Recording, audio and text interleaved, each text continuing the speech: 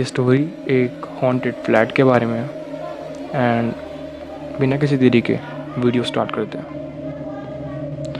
आज का ये इंसिडेंट कविता के साथ हुआ था। कविता एक हाउसवाइफ थी। कविता की एज 32 ईयर्स थी एंड कविता के 2 बच्चे थे जिन दोनों की एज 5 से 10 साल के बीच के आसपास थी। कविता का पति जिसका नाम मनीष था, उसकी जॉब कुछ ऐसी थी कि उनको हर 4-5 महीने में एक शहर से दूसरे शहर ट्रांसफ़र की वजह से जाना पड़ता था। इसी वजह से उन्होंने घर अभी तक नहीं ख़रीदा था एंड वो लोग जहाँ भी जाते थे रेंट पर रहते थे। इस बार मनीष का ट्रांसफ़र मुंबई में हुआ था, तो मनीष और कविता ने काफ़ी ढूंढा पर उन्हें कोई भी फ्लैट नहीं मिल रहा था जो उनके रेंट के अकॉर्डिंग हो एंड उनकी नीड्स, उनकी ज़रूरतों को पूरा करे। बट काफ़ी ढूंढने के बाद कविता और मनीष को एक ऐसा फ्लैट मिला जो काफ़ी टाइम से, लगभग 6-7 साल से बंद पड़ा हुआ था एंड वो ऐसी बिल्डिंग में था जिसमें खाली 3 या 4 फैमिलीज़ रहती थी। वो बिल्डिंग तो काफ़ी बड़ी थी जिसमें 22 फ्लोर्स थे, बट खाली 4 या 5 फैमिलीज़ उस बिल्डिंग में रहती थी एंड स्पेशली वो जो 18th फ्लोर था वही 6-7 साल से खाली पड़ा था। तो मनीष और कविता काफ़ी ज़्यादा मॉडर्न थे, तो उन्होंने कुछ सोचा नहीं एंड उनके रेंट के अकॉर्डिंग वो घर उनके लिए सूटेबल था, तो उन्होंने वो फ्लैट रेंट पर ले लिया। एंड 1 महीने तक तो उनके साथ कुछ भी नहीं हुआ, बट एक दिन 26 जुलाई की रात को कविता के साथ एक ऐसी चीज़ हुई जिससे बचकर वो कैसे भागी है वो सिर्फ वही जानती है। 26 जुलाई को मनीष अपने घर पर नहीं था। मनीष अपने ऑफिस के काम से किसी दूसरे शहर में गया हुआ था 2 दिन के लिए, तो कविता और उसके दोनों बच्चे घर में अकेले थे।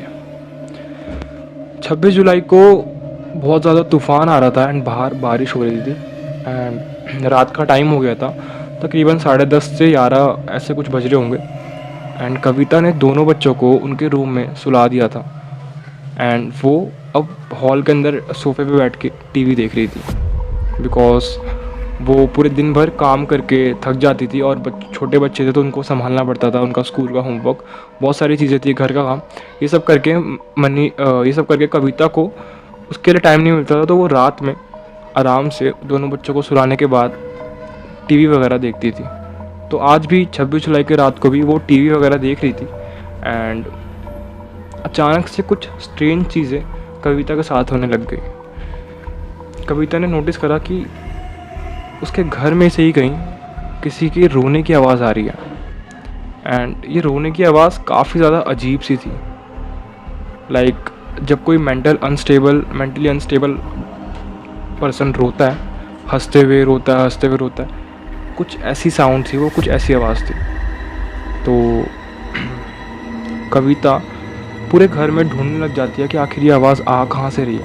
एक पल को तो वो डरती है, बट उसके घर में 2 छोटे बच्चे थे, तो इसी वजह से वो हिम्मत कर घर के कोने को देखने लग जाती है कि कोई घर में घुसा तो नहीं है। एंड जब वो रियलाइज़ करती है कि ये आवाज़ बालकनी में से आ रही है एंड वो बालकनी के पास जाती है एंड बालकनी का कर्टन हटाती है एंड वो देखती है कि उसके बालकनी में एक 8 से 10 साल का बच्चा रो रहा था, बहुत ही अजीब वे में, जैसे एक मेंटली अनस्टेबल पर्सन रोता है। कविता के मन में काफ़ी सारे सवाल आ गए थे। आखिर ये बच्चा यहाँ पर आया कैसे, आखिर ये ऐसे रो क्यों रहा है, आखिर ये है कौन एंड इससे उन्हें कोई खतरा तो नहीं है। ये सारे सवाल कविता के दिमाग में चल ही रहे थे। अचानक से कविता के घर की बेल बजती है एंड कविता पीछे अपने मेन डोर की तरफ देखती है एंड देन जैसे ही दोबारा कविता बालकनी की तरफ देखती है तो वो बच्चा वहाँ से गायब होता है। कविता एक पल को सोचती है कि क्या पता रात हो रही है एंड ऐसा मौसम है, इसकी वजह से ये उसका वहम हो, बट इतनी रात को ऐसे मौसम में उसके गेट पर कौन आएगा। कविता बाहर जाती है गेट की तरफ एंड वो सोच रही होती है कि वो दरवाज़ा खोले या ना खोले। उतनी ही देर में कोई ज़ोर से कविता के घर का दरवाज़ा पीटने लग जाता है, ठक ठक ठक, बहुत तेज़ पीटता है एंड कविता सोचती है कि क्या पता किसी को ज़रूरत हो, कोई मुसीबत में हो। कविता अपने हाथ में एक फ्लावर वास यानी कि जो फूलों का गमला होता है जो हम शो पीस के लगते हैं पतला सा, वो लेके खड़ी हो जाती है एंड गेट खोलती है ताकि अगर कुछ भी दिक्कत भी हो तो वो संभाल लें। एंड जैसे ही वो गेट खोलती है तो वो देखती है कि सामने गेट के ही एक बहुत ही बूढ़ी औरत खड़ी होती है जो अपनी शक्ल छुपा के खड़ी थी एंड वो बहुत ही अजीब सी लग रही थी एंड उसके हाथ में चाकू था। एंड कविता नोटिस करती है कि उसके दोनों पैर पीछे की तरफ मुड़े हुए थे। ये चीज़ें देख के कविता को एक पल को तो विश्वास नहीं हुआ, क्योंकि ये सारी चीज़ें तो खाली हमने कहानियों में सुनी है, बट ये चीज़ें अब कविता अपने सामने होते हुए देख रही थी। कविता डर गई थी एंड उस बूढ़ी औरत ने कविता को ज़ोर से धक्का मारा एंड सीधा कविता के दोनों बच्चों के रूम में घुस गई। अब कविता काफ़ी ज़्यादा डर गई थी एंड वो उसके पीछे पीछे भागी, पर उतनी देर में उस बूढ़ी औरत ने अपने रूम का, उन दोनों बच्चों के रूम का दरवाज़ा बंद कर दिया था। एंड कविता रोने लग गई थी क्योंकि उसके दोनों बच्चे बहुत ही छोटे हैं एंड उसके हाथ में चाकू था जो बूढ़ी सी औरत उसके गेट के बाहर खड़ी थी एंड वो कुछ भी कर सकती थी उसके बच्चों के साथ। कविता बहुत कोशिशें करने लग गई वो दरवाज़ा खोलने की, तोड़ने की, बट कुछ भी नहीं हुआ। कविता ने मनीष को भी फ़ोन लगाया बार बार, बट नेटवर्क्स वगैरह नहीं आ रहे थे तो मनीष को फ़ोन नहीं लगा। एंड देन काफ़ी देर बाद वो दरवाज़ा अपने आप खुलता है। कविता दरवाजे के अंदर जाती है एंड देखती है कि दोनों बच्चे ठीक हैं एंड उसकी सांस में थोड़ी राहत आती है। वो दोनों बच्चों को उठाकर बाहर हॉल में ले आती है एंड फिर उन दोनों बच्चों का रूम अच्छे से चेक करती है कि कोई है तो नहीं यहाँ पर। एंड स्ट्रेंजली वो बूढ़ी औरत वहाँ पर होती भी नहीं है। अब कविता सोच में पड़ जाती है कि आखिर वो गई कहाँ, क्योंकि उन दोनों बच्चों के रूम में कोई खिड़की भी नहीं थी। अब कविता उन दोनों बच्चों के साथ हॉल में बैठी ही होती है एंड वो अचानक से देखती है कि बालकनी में, वो जो रीलिंग्स होती है बालकनी की जहाँ पर हम हाथ रख के खड़े होते हैं, उधर वही बूढ़ी औरत और वही छोटा बच्चा खड़े होकर हंस रहे थे। एंड जैसे ही उन दोनों ने कविता को पीछे मुड़कर देखा वैसे ही वो दोनों वहाँ से नीचे गिर गए। अब कविता काफ़ी ज़्यादा डर गई थी एंड उसने सोचा कि अब यहाँ रहना बिल्कुल भी सेफ़ नहीं है। उसने अपनी कार की चाबी उठाई एंड वो डायरेक्ट कार लेकर दोनों बच्चों को लेकर अपने किसी रिलेटिव के घर चली गई वहाँ से। एंड काफ़ी पता करने के बाद उन लोगों को पता लगा कि यहाँ पर काफ़ी टाइम पहले, जब से ये फ्लैट बंद हुआ है 8-9 साल पहले से ही, यहाँ पर एक मेंटली अनस्टेबल बच्चा था जिसकी एक बूढ़ी माँ थी जिन्होंने किसी वजह से इसी फ्लैट से कूद कर सुसाइड कर लिया था। एंड तब से यहाँ पर ये अनवांटेड चीज़ें होने लग गई थी जिसकी वजह से इस बिल्डिंग के ओनर ने इस फ्लैट को हमेशा के लिए बंद कर दिया था, बट किसी वजह से उसने ये फ्लैट दोबारा खोल दिया था।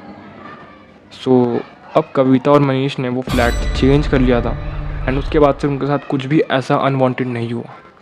ये इंसिडेंट कविता को अंदर से बहुत ज़्यादा डरा के रख देता है, जिसकी वजह से कविता अब मनीष को रात में कहीं भी जाने नहीं देती, क्योंकि उसे बिल्कुल भी सेफ़ फील नहीं होता है। वो हर वक्त डरती रहती है कि उसके साथ दोबारा कोई ऐसी चीज़ें ना हो जाए या उसके बच्चों के साथ दोबारा कोई ऐसी चीज़ें ना हो जाए। So that's all for today's horror story. I hope आपको ये वीडियो पसंद ज़रूर आया होगा एंड पसंद आया तो यार प्लीज़ लाइक ज़रूर कर देना। हमारे इस वीडियो का टारगेट हम 20 लाइक्स का रखते हैं, 20 लाइक्स, जो आई नो आप लोग करवा दोगे। And thank you so much, आपने पिछली वीडियो पे इतना प्यार दिखाया। एंड हमारी पिछली वीडियो के कमेंट सेक्शन में हमारे इन भाई ने एक प्यारा सा कमेंट दिया, so thank you so much यार इतना सपोर्ट करने के लिए। आपकी ये जो कमेंट्स है it means a lot to me and ऐसे ही प्यार दिखाते रहो। मैं आपके लिए ऐसी चिलिंग हॉरर स्टोरी लेकर आता रहूँगा हर वीक, हर दिन, हर वक्त। So thank you so much for watching. Channel पर नए हो तो प्लीज़ सब्सक्राइब कर दो यार, हमें 500 सब्सक्राइबर का टारगेट ज़रूर पूरा करना है इस महीने। तो मिलता है किसी नेक्स्ट वीडियो में, तब तक के लिए अपना ख्याल रखना, बाय।